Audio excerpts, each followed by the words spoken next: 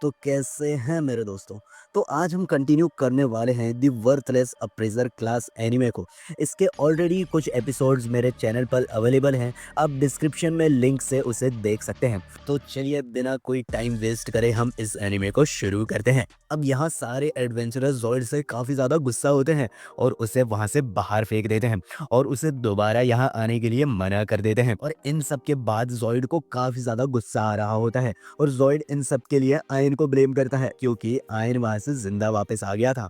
और फिर ज़ॉइड डिसाइड करता है कि उसे अपनी रेपुटेशन वापस हासिल करने के लिए एक हाई लेवल डिफिकल्टी क्वेस्ट पूरा करना होगा। और फिर ज़ॉइड भी उसी हिडन डंजन के अंदर पहुंच जाता है जिसके अंदर आयन गया था और ज़ॉइड भी टेलीपोर्ट होकर इस जंगल में पहुंच जाता है।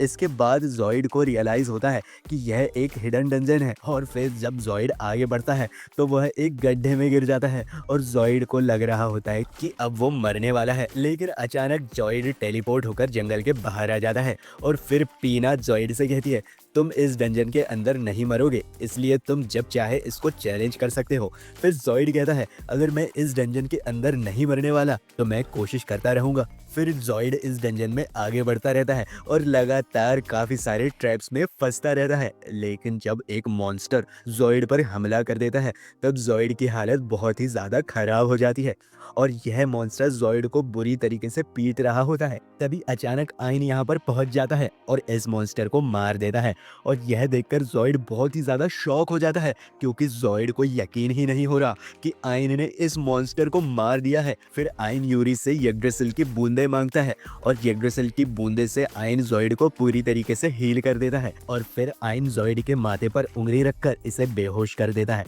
और पीना से इसे बाहर टेलीपोर्ट करने के लिए कहता है। और फिर अब आयन इस डंजन बॉस से लड़ने के लिए पहुंच जाता है और आयन जब इस दरवाजे के अंदर घुसता है तभी अचानक नीचे की जमीन हिलने लग जाती है और आयन जल्दी से ऊपर उठ जाता है और देखता है कि जमीन के अंदर से तो एक काफी बड़ा मॉन्स्टर निकल रहा है और इस मॉन्स्टर का साइज देखकर आयन की हालत खराब हो जाती है। लेकिन उर्सुला जल्दी से आयन को इस पर हमला करने के लिए कहती है और आयन फिर इसके ऊपर फायर बॉल की बरसात कर देता है। लेकिन इतने सारे हमले खाने के बाद भी इस मॉन्स्टर को कुछ भी नहीं होता। फिर यह मॉन्स्टर भी आयन के ऊपर काफी बड़ा हमला करता है और आयन पैरी का इस्तेमाल करके इस अटैक को इस मॉन्स्टर के ऊपर ही रिफ्लेक्ट कर देता है। लेकिन इस अटैक से भी इस मॉन्स्टर को कुछ नहीं होता और आयन फिर सोचने लग जाता है कि आयन इस मॉन्स्टर को कैसे हरा सकता है। लेकिन तभी आयन नोटिस करता है कि यह जो हमला आयन ने उस मॉन्स्टर के ऊपर करा है उसका डैमेज मॉन्स्टर को तो हुआ ही नहीं, लेकिन आसपास के एनवायरनमेंट को काफी ज्यादा नुकसान पहुंचा है। और फिर आयन जमीन पर जाकर खड़ा हो जाता है और मॉन्स्टर आयन को अपने पैरों के नीचे दबा देता है। लेकिन इसके बावजूद भी आयन को कुछ नहीं होता और आयन कहता है मैंने सही सोचा था, तुम्हारा फिजिकल अटैक मुझे टच नहीं कर सकता क्योंकि तुम्हारी बॉडी तो एक इल्यूजन है। और फिर आयन अपने मैजिक स्पेल का यूज करके इस इल्यूजन मैजिक को कैंसिल कर देता है, जिसके बाद आयन को वहां पर एक छोटा सा प्यारा सा कछुआ दिखता है। फिर उर्सुला भी आयन की तारीफ करती है क्योंकि उर्सुला भी खुद यह नहीं देख पाई थी कि यह इतना बड़ा एक इल्यूजन है। फिर आयन पीना से पूछता है क्या मुझे सच में इस छोटे से मॉन्स्टर को हराना पड़ेगा? पीना कहती है तुम इस बॉस मॉन्स्टर को हराए बिना इस डंजन को पार नहीं कर सकते। और फिर आयन कहने लगता है क्या पीना मैं सही में इस प्यारे से टर्टल को मार दूं? और प्यारे टर्टल क्या तुम्हारी मौत पीना के घमंड की वजह से होने वाली है? पीना ऐसी इमोशनल बातें सुनकर प्रेशर में आ जाती है और कहती है ठीक है तुम जीत गए और मैं हार मानती हूँ। फिर यह लोग पीना के पास पहुंच जाते हैं और पीना कहती है बड़ी बहन हमें मिले हुए काफी ज्यादा समय हो गया है। और यूरी जल्दी से पीना को गले लगा लेती है और फिर पीना कहती है यही वो इंसान है ना जो मुझे इतनी देर से बुली कर रहा था। यूरी कहती है आयन बुरा इंसान बिल्कुल भी नहीं है और यह दिल का काफी ज्यादा अच्छा इंसान है। पीना कहती है लगता है कि तुम्हें इसके ऊपर क्रश हो गया है। और यह सुनते ही यूरी का चेहरा लाल टमाटर जैसा हो जाता है और फिर पीना यूरी को और भी ज्यादा छेड़ने लग जाती है। यूरी कहती है पीना तुम आज भी बहुत शरारती हो, लेकिन मैं खुश हूँ कि तुम आज भी बिल्कुल वैसी ही हो जैसा पहले थी। यह सुनकर पीना भी थोड़ी सी इमोशनल हो जाती है, लेकिन फिर पीना कहती है मैं तुम लोगों से एक रिक्वेस्ट करना चाहती हूँ और क्या मैं भी तुम्हारे साथ चल सकती हूँ? और यूरी और आयन दोनों ही पीना की रिक्वेस्ट को एक्सेप्ट कर लेते हैं और फिर यह टर्टल जो आयन के कंधे पर बैठा हुआ था नीचे उतरकर ट्रांसफॉर्म हो जाता है और एक लड़की में बदल जाता है। और यह लड़की कहती है, मैं पीना की गार्डियन हूँ और मेरा नाम कुरोहिमे है और मैं डिवाइन बीस्ट गैबो की बेटी हूँ। इसके बाद उर्सला कुरोहिमे को देखकर बिल्कुल सीधी खड़ी हो जाती है और कहती है, लेडी कुरोहिमे, मैं अपनी बदतमीजी के लिए आपसे माफी मांगती हूँ।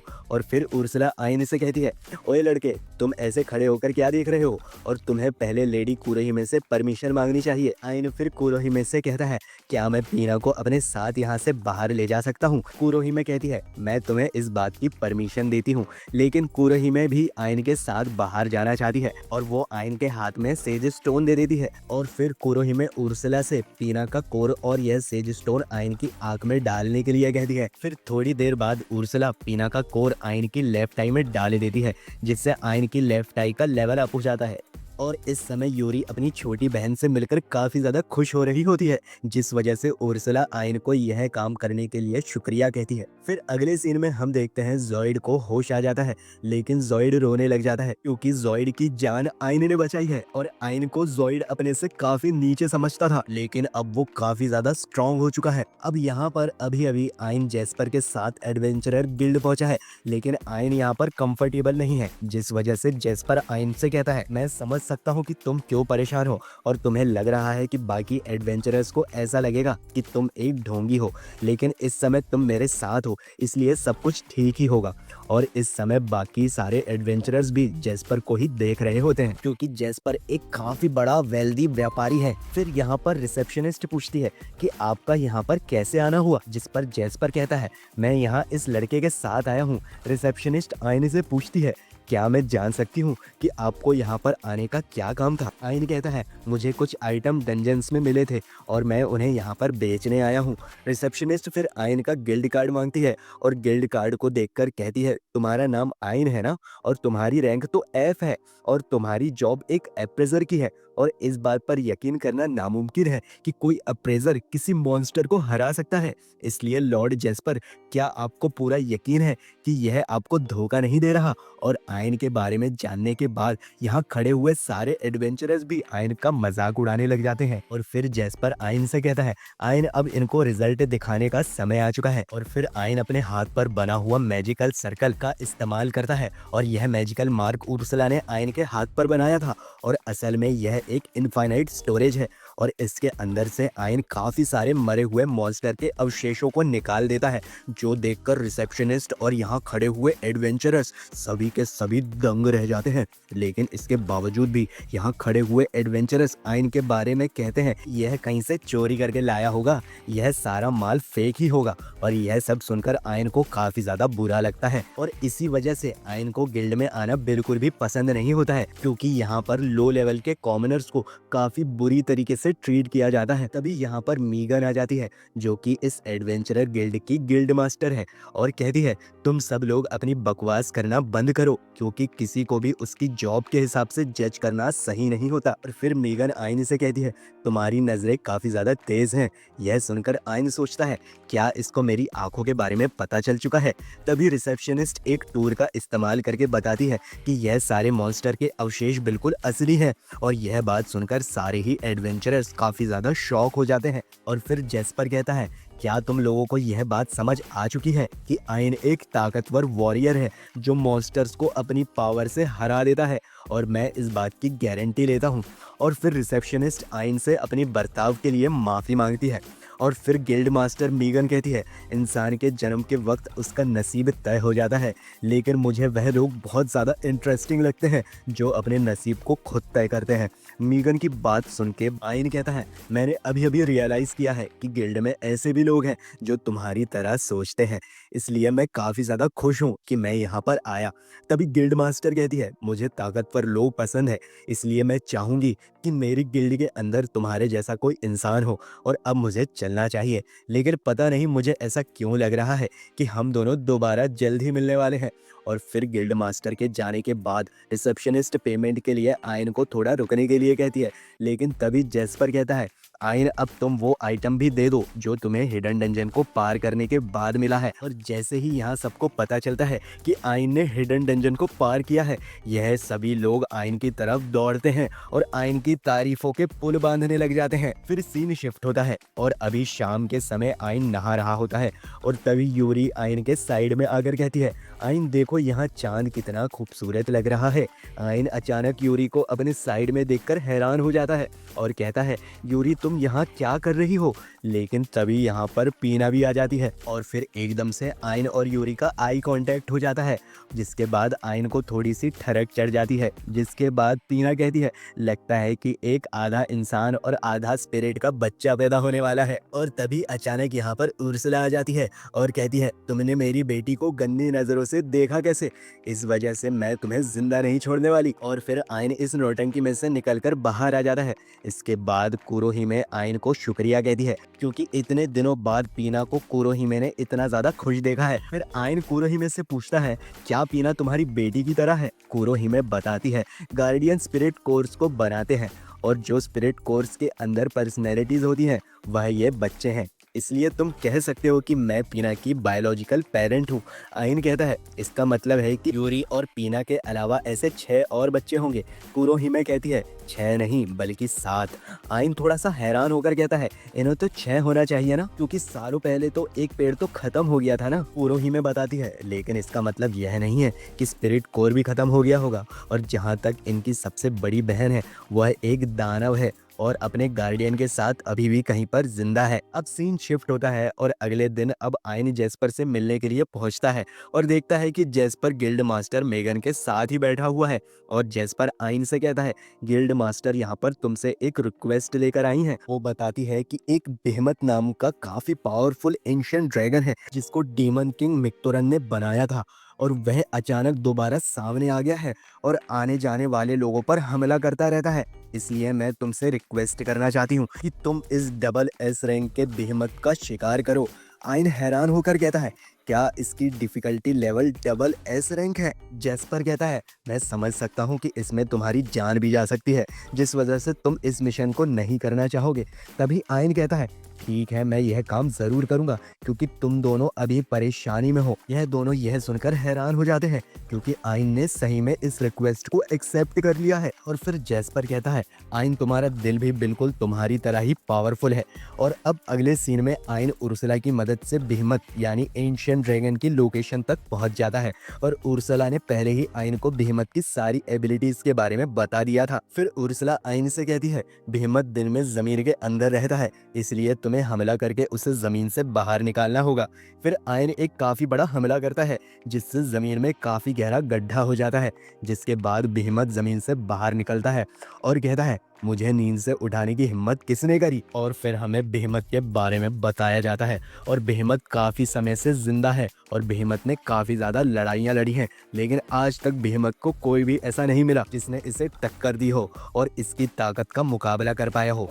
फिर अब प्रेजेंट में आयन को देखकर भी बेहमत को ऐसा ही लगता है कि आयन बेहमत के सामने कुछ नहीं है और वो उसका कुछ भी नहीं बिगाड़ पाएगा। फिर बेहमत आयन से कहता है, तुम्हारी इतनी हिम्मत कि तुम मेरे सामने खड़े हो, और तुम्हारा नाम क्या है लड़के? आयन कहता है, मेरा नाम आयन है और मैं तुम्हें यहाँ पर हराने के लिए आया हूँ। आयन की यह बात सुनकर बेहमत आयन पर हंसने लग जाता है, लेकिन तभी आयन कहता है, तुम्हें देखकर ऐसा लगता है कि वो डीमन किंग भी ज्यादा ताकतवर नहीं था क्योंकि तुम काफी ज्यादा वीक दिख रहे हो। यह सुनते ही बेहमत को बहुत गुस्सा आ जाता है और बेहमत कहता है, तुम्हारी इतनी हिम्मत कि एक इंसान होने के बावजूद तुमने डीमन किंग की इंसल्ट करी। और फिर बेहमत एक साथ आयन के ऊपर हमलों की बारिश कर देता है, लेकिन आयन भागते हुए सारे ही हमलों को डॉज कर लेता है, सीधा जाकर बेहमत का एक हाथ काट देता है और इसके बाद बेहमत जल्दी से जमीन के अंदर घुसकर तैरने लग जाता है। और फिर बेहमत को पूरा यकीन हो जाता है कि अगले हमले में बेहमत आयन को जान से मार देगा। और फिर बेहमत जमीन के अंदर से आयन पर हमला करता है और सच में आयन को खा जाता है, लेकिन अचानक एक काफी बड़ा धमाका होता है जिससे बेहमत के टुकड़े टुकड़े हो जाते हैं और अब बेहमत मौत की कगार पर खड़ा होता है। और फिर बेहमत आयन से पूछता है, इंसान तुमने क्या किया और मैं हारा कैसे? आयन फिर बेहमत को बताता है, मैंने अपने मैजिक से देख लिया था कि तुम्हारी बॉडी बाहर से मैजिक को एब्जॉर्ब करती है, जिस वजह से मैंने तुम्हारे मुंह के अंदर घुस के एक काफ़ी पावरफुल मैजिक अटैक किया। और मैजिक अटैक के धमाके से बचने के लिए मैंने इस बैरियर का इस्तेमाल किया। बेहमत कहता है, मैं समझ गया मेरी हार कैसे हुई। लेकिन फिर आयन आगे कहता है, जब मैं यहाँ पहुँचा था तब मैंने इल्यूजन मैजिक का इस्तेमाल किया था, जिस वजह से तुम्हारा कोई भी अटैक मुझे लगा नहीं।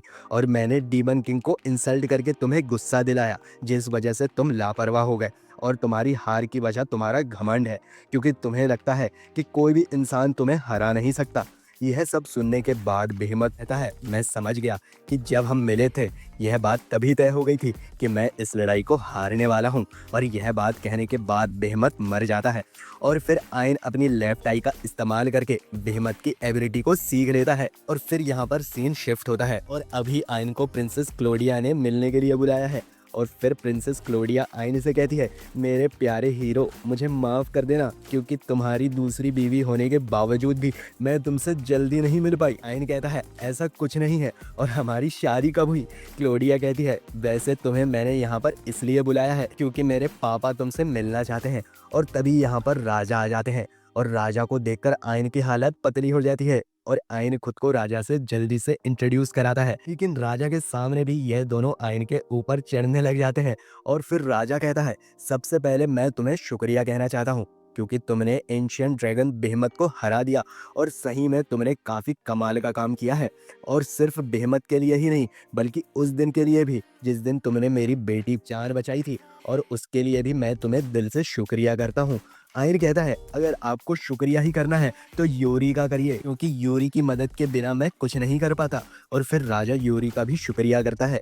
और राजा कहता है, मैं लोगों को पहचानने में बहुत अच्छा हूँ, जिस वजह से तुम्हें देखकर मैं कह सकता हूँ कि तुम भविष्य में बड़े काम करोगे और बहुत नाम कमाओगे। राजा आयन को एक घड़ी देता है और इस घड़ी के ऊपर रॉयल एम्बलम बना हुआ है। और इस घड़ी की मदद से आयन को इस देश में हर जगह जाने का एक्सेस मिल जाता है। आयन सोचता है, इस घड़ी से मुझे उन जगह का भी एक्सेस मिल जाएगा जिनका एक्सेस पहले मेरे पास नहीं था, और इससे मुझे यूरी की फैमिली को ढूंढने में भी मदद मिलेगी। और आयन यह घड़ी देने के लिए राजा का शुक्रिया करता है। फिर सीन शिफ्ट होता है और यह बात पूरे शहर को पता चल चुकी है कि आयन ने बेहमत को हरा दिया है। और लोग भी इस बारे में बातें कर रहे होते हैं। लेकिन अचानक ज़ॉइड किसी से टकराकर ज़मीन पर गिर जाता है और सोचता है, यहाँ पर हर कोई बस आयन के बारे में ही बात कर रहा है, और बस कुछ ही समय पहले उससे ज़्यादा ताकतवर मैं था, और उसे अभी भी मुझसे पीछे होना चाहिए था और हमेशा की तरह कूड़ा ही उठाना चाहिए था, और मुझे सही में उससे काफ़ी ज़्यादा नफरत है। तभी ज़ॉइड के पास एक लड़की आ जाती है और कहती है, अगर तुम चाहो तो मैं तुम्हें ताकतवर बना सकती हूँ। मेरा नाम यकीना है और मैं एक स्पिरिट हूँ। और ये पार्ट को मैं यहाँ पर कंक्लूड करता हूँ। अगर आप इसके बाद की भी स्टोरी जानना चाहते हैं तो कमेंट्स में पार्ट 4 टाइप कर देना। आपका भाई हर हफ्ते ऐसी वीडियोज़ लाता रहता है, तो प्लीज़ इस वीडियो को लाइक करना मत भूलना, सब्सक्राइब करना मत भूलना। तो मिलते हैं अगली वीडियो में। So that's my time guys, bye.